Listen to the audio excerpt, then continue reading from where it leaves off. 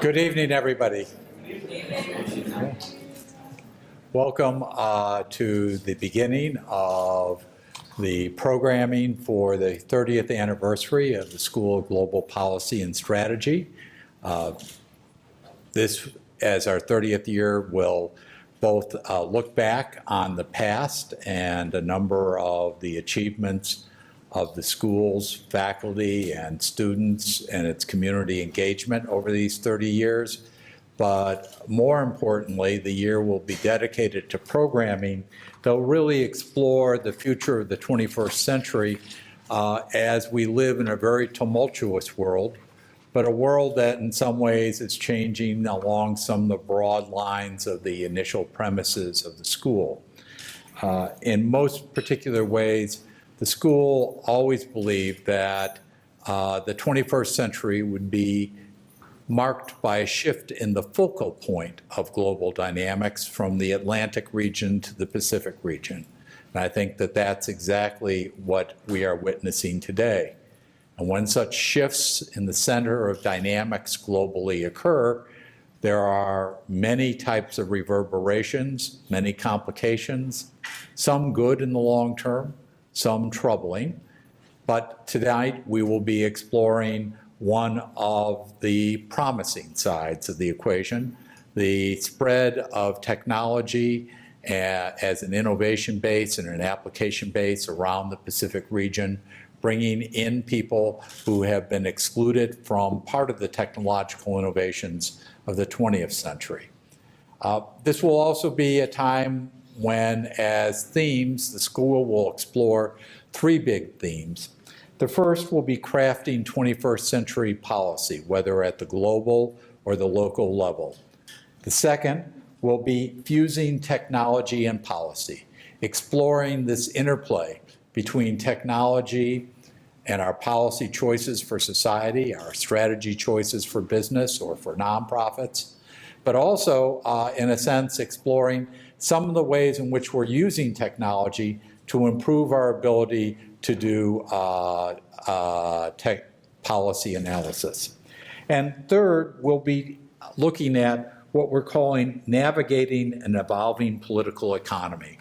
It's clear that the way that we govern ourselves in the 21st century will change. Democracy and authoritarianism, for example, have never come in a single flavor. They come in many different varieties, and they constantly change over time. And we're going to be exploring many of those themes, both here in the United States and around the world. So we welcome you as partners and guests as we undertake this exploration of these themes to mark our study of the real hallmarks of the century to come.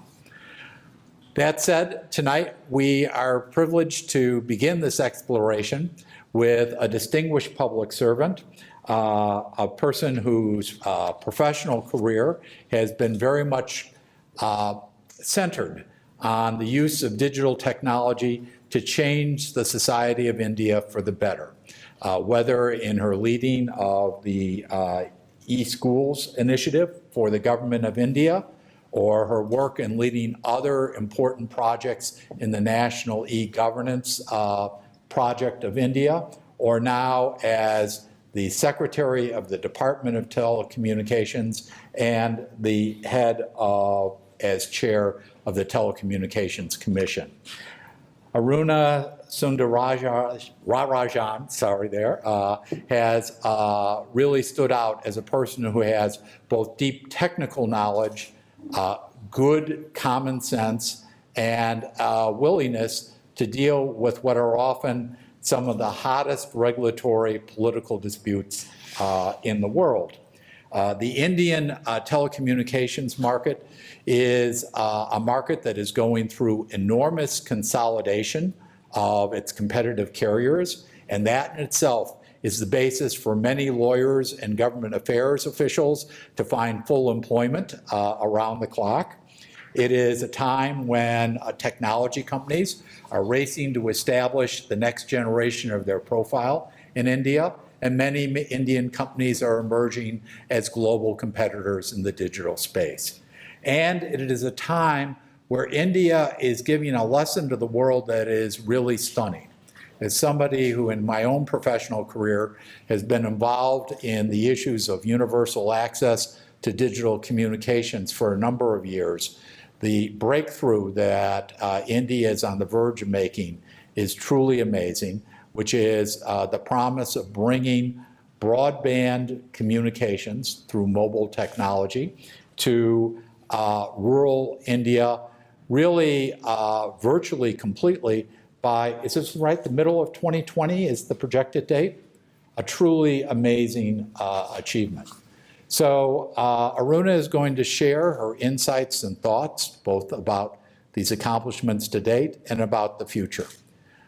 She is with us today because she is a Pacific Leadership Fellow, one of the hallmark programs of this school for bringing leaders from government, the private sector, nonprofit society, and major think tanks and universities around the world to spend time at the school and at UCSD and the San Diego region so that we can both profit from their insight, but they also can learn about the transformation that is going on in the San Diego region because of the intersection between the excellence of UCSD and the growth of an innovation economy in this region. For all those reasons, she is a very appropriate person, especially because this Pacific Leadership Fellows program is made possible by the generosity of Joan and Erwin Jacobs, and therefore digital technology being the hallmark of our first speaker's career is an appropriate tribute to the ways that the Jacobs have made their hallmark in society. Aruna, thank you for being with us tonight.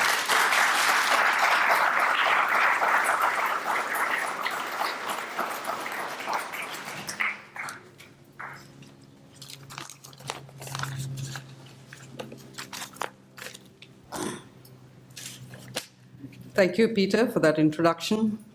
Thank you for having me here. It's an honor and privilege to be here as part of this program, but also to have an opportunity to interact with a lot of very interesting people doing very interesting work.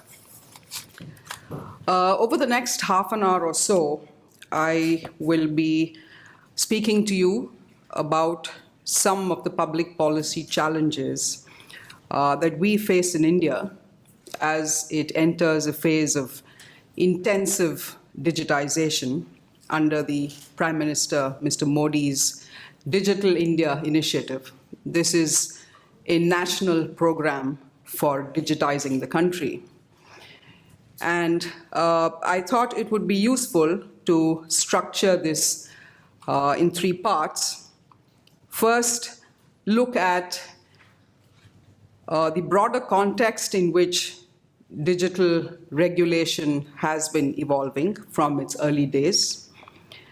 Second, look at the Digital India program and what are its components and what is at stake for India in this program. And since I happen to look after the telecom sector, and telecoms is absolutely pivotal to taking connectivity to 1 billion people, I will share with you what is the state of play in the telecom sector. And it's going through a very interesting, probably the most disruptive phase of its evolution. And lastly, speak a little bit about the broader digital challenges that emerging societies face. Peter mentioned that we're passing through tumultuous times, and I'm conscious, even as I make my opening statement, that when one has to abstract about two very volatile forces, India, usually it's notoriously challenging to have any meaning, to say anything meaningful at an abstract level about India. And technology, as we know, is really, at the best of times, highly volatile. So I will try to bring some coherence to this difficult subject, but I hope you will bear with me. So if we were to step back for a minute and look at the early days of the internet and the nascent digital technologies which came in around the late 1980s, early 1990s, it was widely believed that the internet is probably a highly desirable, unambiguously desirable public good. Let's look at this technology. It's environmentally friendly, it's free, it's accessible to everyone, it facilitates free flow of ideas and information. But most importantly, the belief then was that here is a technology that has transformational potential to advance higher human goals, the pursuit of knowledge, perhaps the spread of democracy, global integration. And of course, a lot of us in the developing world primarily looked at this as a possible panacea for a lot of developmental challenges. And at that time, looking back, the key public policy question was really, how can we build this infrastructure fast enough? How can we get it out to everyone fast enough? And I think the other question there was, how do we ensure that no one is left out? How do we address the digital divide? So the set of questions was really about building and creating access, making sure it's affordable for the last man, equipping people, a large number of whom were illiterate, with the skills and the literacy so that they can harness this wonderful public good. And then, of course, we also had small, modest concerns about cybersecurity, nothing on the scale of what we have today. I think in terms of this, getting the internet out there, I think most advanced economies have really done with that part of the problem. Of course, this is a huge challenge for many developing countries, and I'm conscious that we in India still have only 1/3 of people on the internet. We still have 2/3 of our task in front of us, and therefore this challenge of getting this public good to people out there is the foremost and central part of the challenge. But in the meantime, nothing has stayed the same, and the landscape we find has become more complex, more diverse, more nuanced, and certainly grayer and darker. Because this extraordinary public good is now also threatening to have a disproportionate influence on our lives, on our businesses. It's upending things as we know it. Are we who we are, or are we being manipulated by all these social media out there? Are these algorithms completely benign, or are there human biases which are getting writ large as these algorithms help me negotiate my daily life? So the questions, I think, and the challenges that we see now are far more primal challenges, existential challenges. And they are centering around issues of philosophy, of ethics, and morality. But before I come to that, let me also speak a little more about what happened in the interim period, because that is another phase which we will have to address. And there are pressing challenges. They may not be philosophical, existential challenges, but they are challenges nevertheless, and they need to be addressed. And this set of challenges is about how these platforms, these technologies, these utilities, these services, what are they doing to our daily lives? What are they doing to the real world? How are they creating harms in the real world to businesses? How are they facilitating businesses? Because we know that more than many other technologies, digital technologies are really made in the mirror image of man. So the highest, the noblest instincts of man can be replicated, but also the darkest side of man. This technology has the potential to magnify all this enormously. And therefore, choices have to be made very, very carefully. We have companies which have grown through the regulatory cracks, which is perhaps a good thing because we have seen the emergence of new services, we have seen the emergence of new opportunities, we have seen the emergence of new jobs. For example, we know that in India, the sharing economy is one of the most shining stars of the economy. And for taxi drivers in Bangalore, in Cochin, in Chandigarh, the sharing economy and the Uber is a great way for them to come back into business. But these are also having real-world impacts. And we know that there are brutal wars going on in India as we speak about e-commerce companies.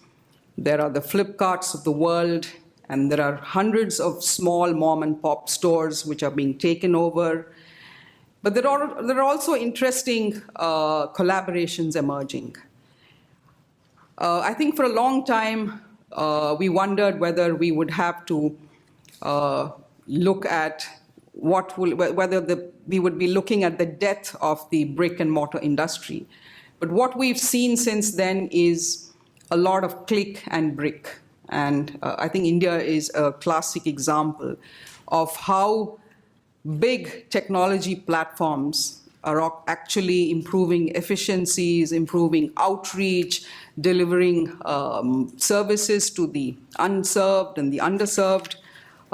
So there are a set of challenges about how we regulate them, but I will spend more time on that towards the end of my talk.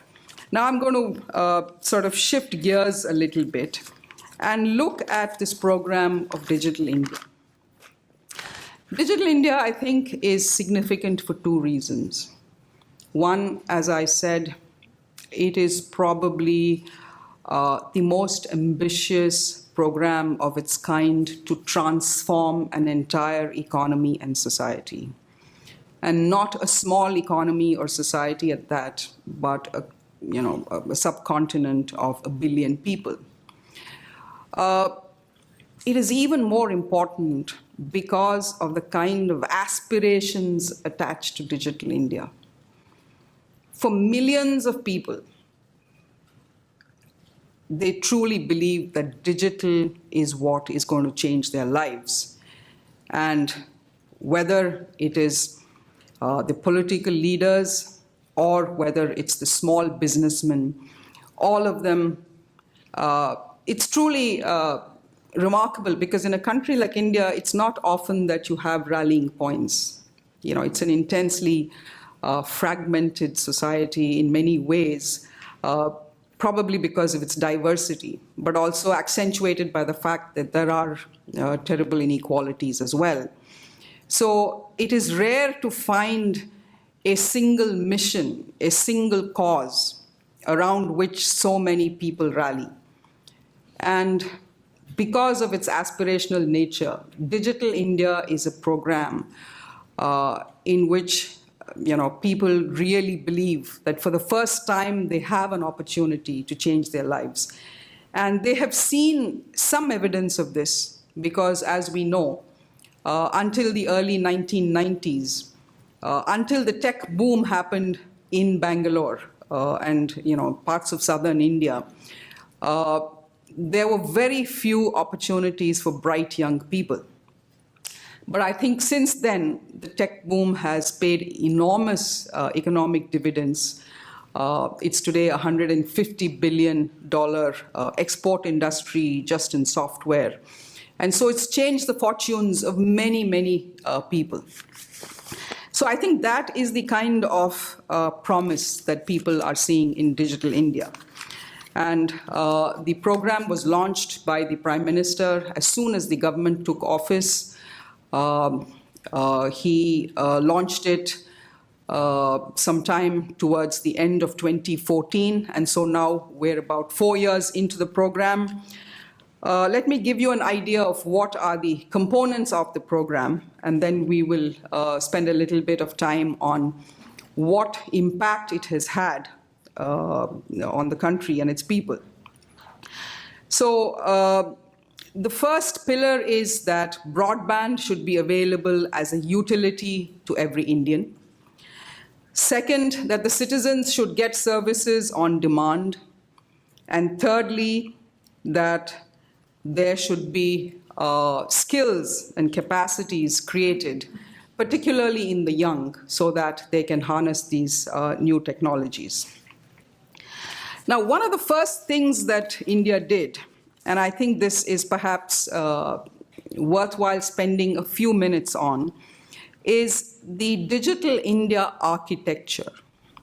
And I think if we have to give credit for the accelerated pace at which India has been digitizing in the last few years, I think part of it is because of the kind of architecture that underlies the Digital India program. This architecture has at its core two layers: the infrastructure layer, where India created something called the India Stack. And at the heart of the India Stack is the digital identity program called Aadhaar. Today, it started as a small program, as a voluntary program, but today 1.21 billion Indians, which is 99.9% of the population, has a digital identity. And a digital identity is not a big deal for people who have 5, 6 identities. I have a passport, I have my official ID card, I have a smart card, I have a banking card. But for millions of Indians, we must remember that my identity depended on some government functionary. Unless he said I was who I was, I didn't exist. And therefore, I think 300 to 400 million Indians, if not more, virtually did not exist for many arms of the Indian state. So what Aadhaar did for them was that Aadhaar gave them an identity. But the India Stack is much more than just digital identity, because it also has an authentication layer, it has a storage layer.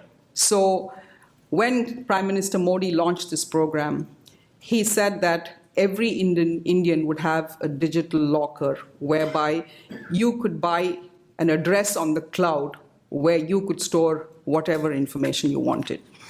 These things may not seem important for many people who use digital tools and technologies every day. But I can give you an example. Recently, Kerala, a state on the western tip of India, had floods. They had one of the worst floods in history after 1924, and lots of people lost everything. Whole houses floated away. But they had their documents on the digital locker. And that made a life and death difference for many, many hundreds of families. The India Stack has also made it possible to build a platform of a suite of services on this. And today, you have a digital payments platform called the UPI. The GST, the goods and services taxes, is a platform which people can use with this India Stack. Now India is in the process of building its e-health backbone, which again we believe will help aggregate healthcare providers, facilitate healthcare access, allow medical electronic records to be stored, and overall, I think will be a huge catalyst in ensuring that we are able to use digital technologies to reach medical care to people who don't have medical care. The Digital India program architecture also has 2 or 3 other components, but I'm not going to go into all of them because that will take up a lot of time. But ensuring that all welfare entitlements to over 350 million Indians are actually provided digitally, the direct benefits transfer. As we know, one of the big problems in India has been that for decades, we have had a bureaucracy who stood as gatekeepers. There has been endemic corruption at lower levels, whereby it is estimated that only 20% of the money actually put in by the central government was reaching the people it was intended to. So intermediation was one of the big ails of the Indian bureaucracy. But thanks to the direct benefits transfer program, over the last 3 years, we have now over 300 million Indians actually receiving their benefits directly into their bank account without any intermediation of any kind whatsoever. Now, what is interesting is, I think, when I spoke about the India stack, is that for the first time, the Indian government has recognized that data and digital assets are going to be more important in the future than even physical assets. It might seem far-fetched, but I don't think it's really that far-fetched. And so, the concept of recognizing digital property, who is the owner of that property, and having a institutional mechanism which recognizes, who owns those digital assets, I think that is really going to be a key component in going forward. So let me just give you a flavor of what kind of initial impact the Digital India program has had over the last 4 years. We have last year passed some kind of a watershed. From being a data-poor society, we had data growth of about 800 to 1,300% over the last 2 years. And today, India's mobile data consumption per capita is actually more than the US and China put together. Similarly, post the demonetization push of the government, when they wanted to bring in digital payments as a measure of facilitating formalization of the economy, because as all of you are already aware, many developing country societies have a big problem that the formal sector is much smaller than the informal sector. And informality is a bane because then you don't have access to credit, you're not recognized by the system, and therefore your latitude as an economic agent is severely circumscribed by the fact that you are not part of the formal system. So the Modi government has been aggressively pushing its agenda of digital payments, and just in the space of about 6 months, we had 200 million people who were introduced to mobile banking.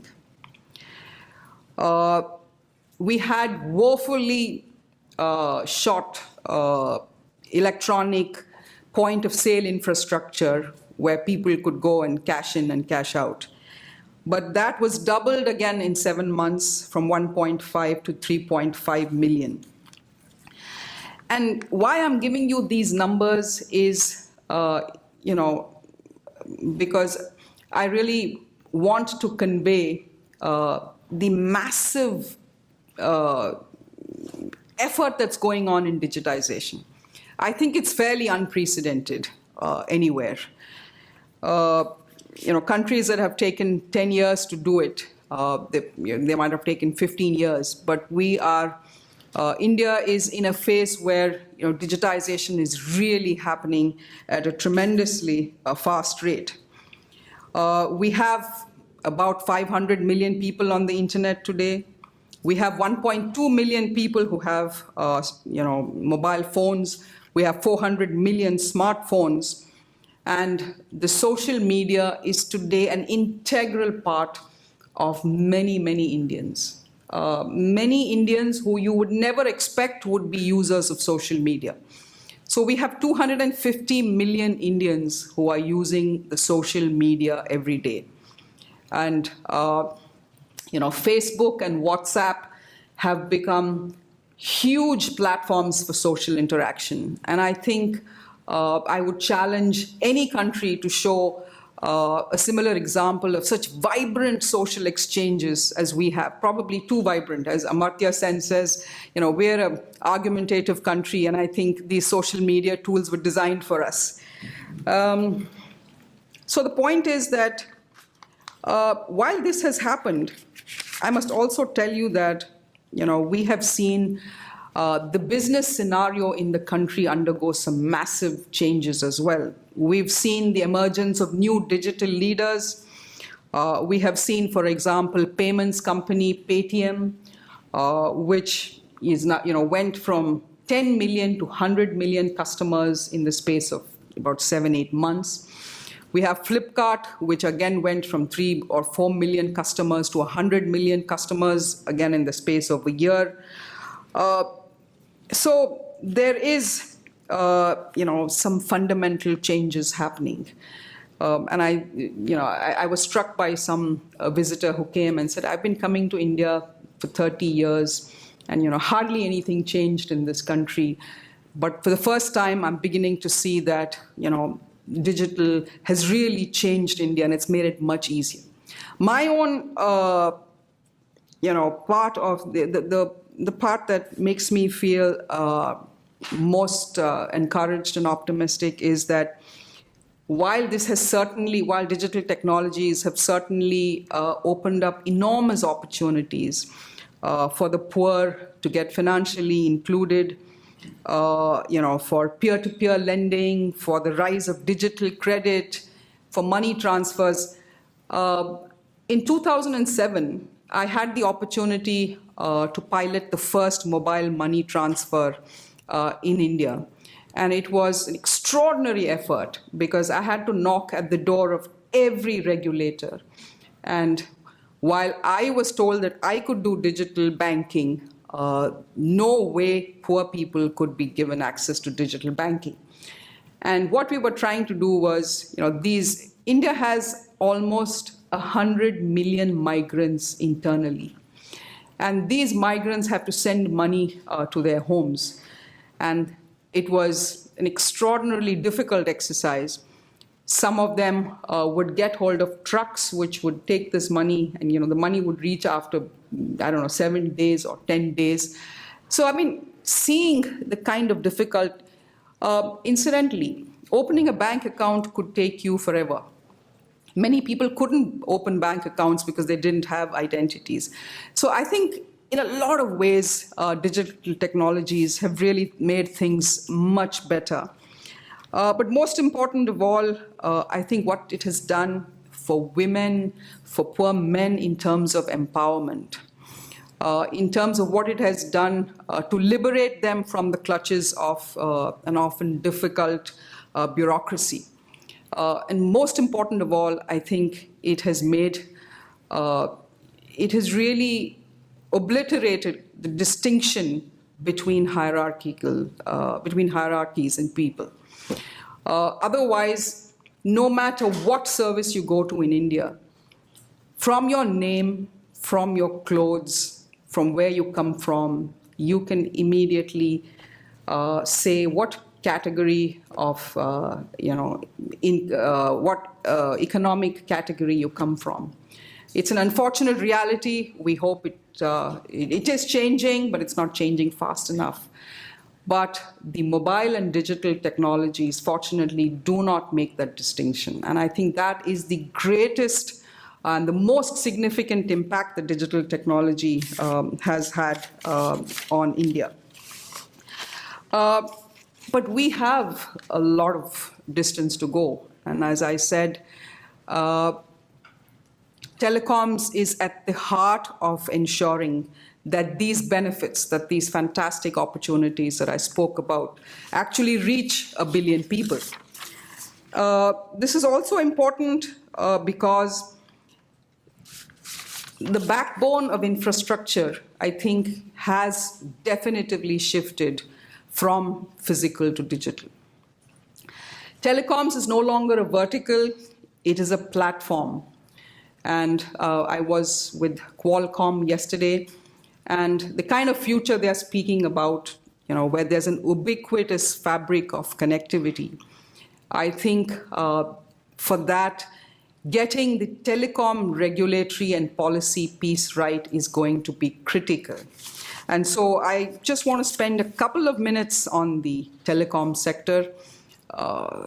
Peter has already mentioned in his introductory remarks that this sector is going through one of its most disruptive and difficult phases. We had 11 players, and we are now down to 4 players. There are 5 mergers and acquisitions going on as I speak. I spend 60% of my time on consolidation and stabilization of the sector in my daily life. 4 companies have declared bankruptcy, and we're trying to bring that to a satisfactory conclusion for all the stakeholders concerned, because a lot of bank funds were riding on these companies. We have, as I said, in the last year, seen tariffs go down by 93%. Today, tariffs in India are, there's no tariff for voice. Voice is free. And as far as data is concerned, you can get 1 GB of data per day per capita for $2 a month.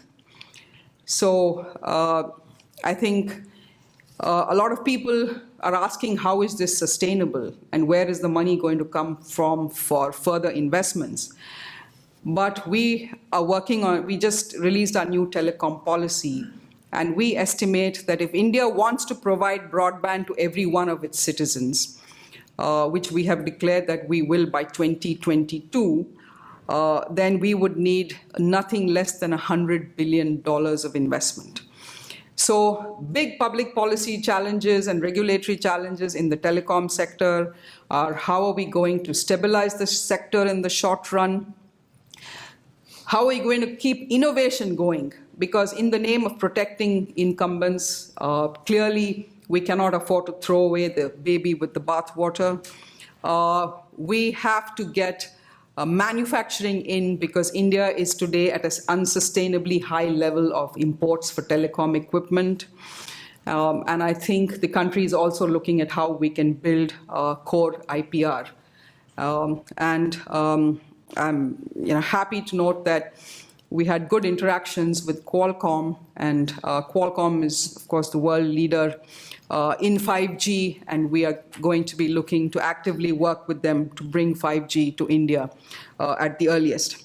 So I'm coming to my concluding part. I want to step back again and go back to the broader challenges that India faces, because as I told you, we have, on the one hand, the promise of this great new public good, the internet. It hasn't yet reached everyone. But we're already having to straddle the dark, epistemic, existential questions that are also cropping up. And so we will have to deal with both these challenges, because both are important. And to some extent, they also feed into each other, because as we build out those new networks, can we make sure that the kind of security that we need to build in is actually part of the design? The data structures that we design, can we ensure that privacy by default or by design is built into the way in which we plan and design our software platforms and tools. So 3 or 4 of the big questions that are going to be increasingly important. Digital regulations, the kind of digital regulations that India has are going to be critical.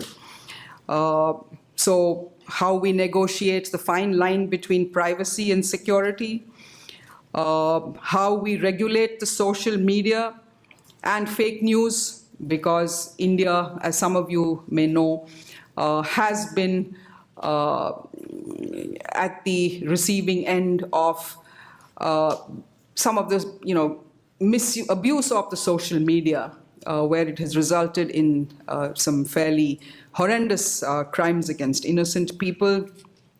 So the government is working on these pieces. Again, in terms of autonomy and sovereignty, we know about, Cambridge Analytica, troubling questions about what is the role of fake news in times of elections. We are going to go into elections very shortly. So again, the government is working on making sure that their instances of misuse are limited. Obviously, the elimination, I'm not sure whether that is possible. There are also questions of data sovereignty and trade, and we know that we don't want splinter nets, but we want to work with like-minded countries to ensure that India remains an open market, it remains open to innovation, that we don't stifle innovation with ex-ante regulation, but that we regulate in concert with stakeholders so that the benefits of this technology can be harnessed by all.